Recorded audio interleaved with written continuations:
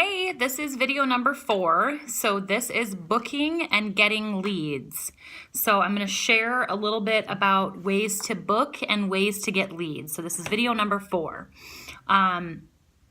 Okay, so first of all, if you watched your welcome video and you did all of that you were supposed to do in the beginning, this is your next step, or this was in the Beat the Box challenge. So you were making a list of everybody that you know with skin. Right? You're sitting down, just writing people's names down. So make a list of people to contact and then actually reach out to them. So there's script in your welcome packet that you were supposed to print off. The welcome packet's on our Facebook page.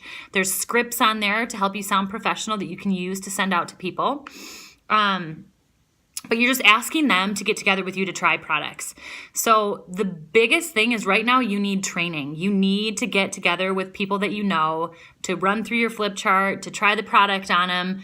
This is something that you need to do. So just share with them. Let them know like, hey, I need practice. Will you just let me put my product on your face and give me your opinion? So make that list and then reach out to them. Okay. Then the other thing that you want to do is make sure you're asking for referrals at appointments. This is the second way for you to start getting that customer base building. Okay, so ask for referrals at your appointments. If you have seen me do a skincare class live, we do the eye masks over the eye cream for 5 minutes. We set a timer. We have them flip over their customer profile card, and they have that 5 minutes to write down names and phone numbers for you. Okay, so if you haven't seen me do a live skincare class, you want to see me do a live skincare class, you're more than welcome to come to any of my appointments, come to studio on Tuesday nights and watch a live skincare class so that you kind of know when you're supposed to ask for referrals in the process of all of this. But you need to be asking for referrals at your appointments, people that they think would want to come try your product. That's another way. And then ask to schedule coffee to share more about Mary Kay with women who are, one, interested about what we do at your skincare classes or at your sharing or your facials or sitting down with someone to try a product. If someone shows interest, ask them if they'd sit down for coffee with us. One, it's going to help you build your skills to know how to answer the questions people ask about starting a Mary Kay business. It's just going to give you some training. So if you have anyone in your life that you're like, oh my gosh, she would be so good at this, star them on that list and then just shoot them a text message and say, hey, for part of my training, I need to get in front of some people and share some fun facts about Mary Kay. Would you be willing to get coffee with me and my sales director to help get me some extra training? So that is something else you want to do. But all those 3 things I shared, making your list of people and reaching out to them, making sure that you ask for referrals at appointments, and then scheduling coffees, like those are all with people that we call A leads. So if you think about in school, an A is good, a D is bad. An A lead is the best lead that you can work from. People that you know, people who are around you in your everyday life, people, whether you're a mom and you're in a mom's group, those are A leads. People from high school are A leads. All your family are A leads. Those are people who know who you are. When you say Amber Lloyd, they know who they are. Those are the best leads to work from because they won't cancel on you like some of these other leads I'm going to share with you as much. So you're going to be working from a place where people hold their appointments more often and people will buy more. So it's really the best avenue of leads is that A lead. Okay. The next lead is a B lead. So they're still good, but they're not the best lead. B leads, some referrals can be B leads. Like if you don't know any of their friends and some of the people they write down from you don't know, that might be a B lead. A B lead is still a good lead. It's not as good as an A lead. It's not going to hold as much, not going to buy as much probably, but you know what? You don't even know that. I've sat down with people that I've never even met before and they've spent $300, $400 with me. So you don't know that. But you don't know who they are. Referrals and your people's people. So just people that you don't know are B leads. Skincare surveys, I tend to call maybe an A lead, maybe a B lead. So skincare surveys are on our Facebook page. You can log onto Facebook, look for the skincare survey under files. You'd print them out, cut them up, take them out and about with you. Ask people to fill them out for you. I've gotten team members this way. I've had people meeting me at studio for appointments or scheduling appointments with people, but you met them face to face. So they're still technically a B lead because they met your face. When you text them, they know who you are. They remember that encounter and that interaction with you. So that is a B lead. Numbers you get out and about. If you're chatting with someone and she's like, oh my gosh, I need a Mary Kay consultant. Here's my number. She's definitely a B lead. She's interested. Skincare surveys you get out and about. Those are people that you'll know if they're interested or not based on what they fill out on that skincare survey. If somebody gives you her number at the store because you asked for it and said you could let her know when there's some fun events, if you had a conversation with her and she's kind of interested, that is a B lead as well. She's going to remember, oh yeah, I remember that girl. I met her at TJ Maxx. And so cashiers, people that you're encountering in your everyday life, those are B leads. C leads. So C's are still passing in a class, but they're not the best grade. So they're not the best customer or the best lead that you can get. But let me explain some C leads. So C leads are things like facial boxes. If you want to put together a little facial box and put it out at your hair salon, your nail salon, maybe your dog groomer, maybe your veterinarian will let you do this. Put a facial box out. If you look on our Facebook page under files, you'll find the little face plates to make a facial box with little entry forms. You just put it together. You can get the facial boxes at Michael's. They're like 99 cents for like a little cardboard box that you put together and cut a little hole in for people to put their entries in. But anyway, facial boxes are C leads. They don't know who you are. They have no idea what they're entering in for really. And they may not even remember entering in for something like that by the time you reach out to them. So it's like, no, I'm not really interested in doing that. And they don't know you, so they don't care about you. So if they cancel on you, they're like, whatever, I never met that lady. I don't know who she is. I'm just being real with you guys. This is the way people think.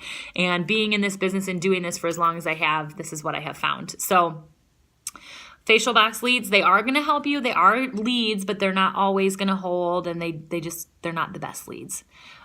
Fish bowls. So if you have a doctor's office that you put a little fish bowl out and have people drop in their business cards if they're interested to try product or whatever, those are also C leads. They don't know you. Vendor events. If you go to a vendor event and someone is just filling something out and throwing it in a little bowl, they don't know who you are. So again, that's a C lead. They tend to not care, and they're not the best place to work your business from. Okay, so the A and B leads are the best place. Make sure that you're using scripts if you're a new consultant, because you want to sound professional. And it's not that you're not a professional person. It's just I've seen this happen time and time again. Consultants just reach out to people and they're like, hey, just started my Mary Kay business. Can I put product on you? Thanks. Like you want to sound professional, and I want you to be successful. And I know certain things that we can say to help you be that way. So, a lot of the scripts too are going to help you get a response, because you may not know why you're not getting a response, but it might be something in what you're saying is keeping you from getting a response from people. So if you have a question about those scripts, the scripts are also on Facebook. They're in your welcome packet. If you have a question about scripts, let me know, okay? And we can go over that. We can work on scripts together. The other thing is you have to reach out multiple times. So if you send out 30 messages and nobody responds to you and you're like, oh my gosh, no one said a thing. Like, what am I doing? No, this is cold, hard facts. People tend to not respond until after you've reached out 6 times. This is just numbers. 6 times. It's crazy. 6 times. Like, that seems like a lot. It's really not a lot. People will see a message, look at it on their phone, want to respond to it, forget about it, never look back at it, never think again about it. People will look at it, want to respond, and plan to respond and forget. Like, this is just what happens. you'll text again and they'll go, oh yeah, I got to respond to her, but I'm right in the middle of this, and it happens again. So after the 6th time, 90% of people are going to respond. You're going to get a 90% response rate after your 6th attempt. So you might get response after the 1st. You might get it after the 2nd, the 3rd, the 4th, the 5th, but the 6th one, 90% of people who are not responding will respond. Whether saying, oh my gosh, yes, I've been meaning to respond to you. I do want to do that. I'm so sorry I haven't responded yet. Or, no, thank you. I'm not interested.